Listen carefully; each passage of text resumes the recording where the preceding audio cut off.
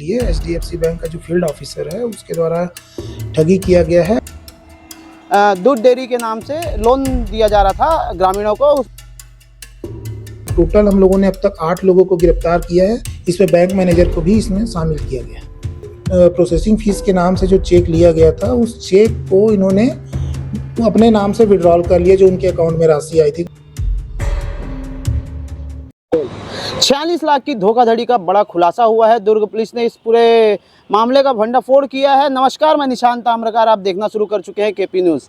कुछ दिन पहले ही हमने एक आपको खबर दिखाई थी जिसमें ग्रामीणों के द्वारा, धमधा ग्रामीणों के द्वारा एक शिकायत हुई थी और उस शिकायत में ये था कि दूध डेयरी के नाम से लोन दिया जा रहा था ग्रामीणों को। उसमें कम से कम बहुत से काफ़ी जो थे ग्रामीण उस ठगी का शिकार हो गए थे और ठगी के शिकार होने के बाद इन्होंने जब जाना कि ये ठगी के शिकार हो गए हैं, उसके बाद इन्होंने अपनी शिकायत को लेके एडिशनल एसपी के पास आई थी और उसके बाद एडिशनल एसपी ने इस पूरे मामले पे कार्रवाई करते हुए टोटल 8 आरोपी को पकड़ लिया है। और इस पूरे मामले में क्या कुछ कहना है एडिशनल एसपी जी का, ये भी आप सुनिए। हाँ, तो शिकायतकर्ताओं ने एक शिकायत की थी धमधा थाने में और साथ ही पुलिस अधीक्षक कार्यालय में आके उपस्थित होकर एक शिकायत किया था कि वहाँ पे उनको पशु लोन के संबंध में, डेयरी के संबंध में हम लोग को लोन दिलाने के लिए HDFC बैंक का जो फील्ड ऑफिसर है उसके द्वारा ठगी किया गया है। और ऐसे ही लगभग उनके साथ उनके द्वारा बताया गया लगभग 45 लाख से ऊपर की राशि हम लोगों से ठगी गई है। तो इस शिकायत के आधार पर पुलिस ने तत्काल इसमें FIR करके इसमें कार्रवाई चालू की थी। तो इस दौरान हम लोगों ने अब तक 8 लोगों को गिरफ्तार किया है जो इसमें शामिल थे। इसमें मेन जो मुख्य आरोपी है वो भी शामिल है, साथ में उसकी सहायता करने वाली जो महिला थी जो मुख्य रूप से, उसके साथ ही जो 4 लोग ऐसे थे जो जिन्होंने उनके अकाउंट में ट्रांसफर हुआ था पैसा और उन्होंने उनको सहयोग किया था।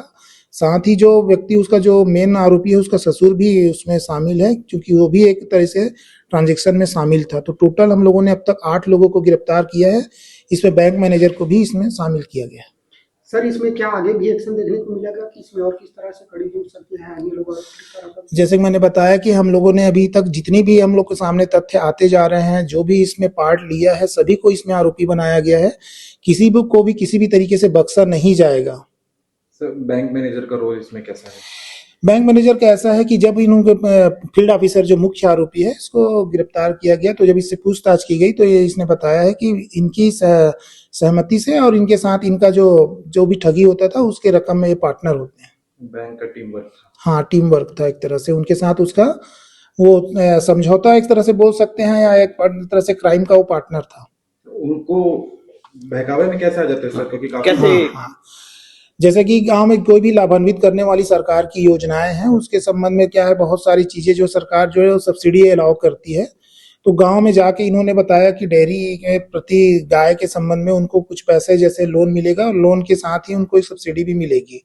तो इसी भावना में आकर के जो गांव के लोगों ने इसमें अपनी सहमति प्रदान की और सहमति प्रदान करने के बाद इन लोगों से शुरू में 10-10 हजार रुपए लिया गया। उसके साथ ही प्रोसेसिंग फीस के नाम पर से उनसे चेक लिया गया दस्तखत कराकर।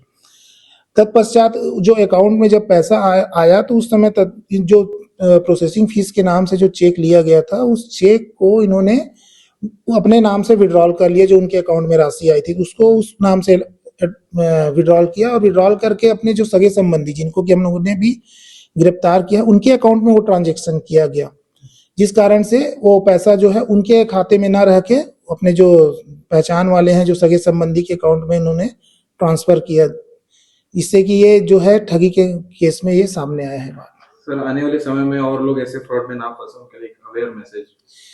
जैसे मैंने पूर्व में भी एक बात बोली थी कि सरकार बहुत सारी जो है वो आम ग्रामीणों और किसानों को लाभान्वित करने की योजनाएं बना रही है और लोगों को उसके संबंध में जागरूक भी कर रही है। तो ये हम लोगों का कर्तव्य भी है कि ऐसे किसी भी व्यक्तियों पे भरोसा ना करें। अगर ऐसा किसी प्रकार की जो बेनिफिट करने वाली जो योजना बताई जाती है तो ग्राम पंचायत है या जनपद पंचायत है जो सबसे अच्छी जगह होती है जहाँ पे जाकर के इन योजनाओं के बारे में पूर्णतः तथ्यात्मक जानकारी लिया जा सकता है।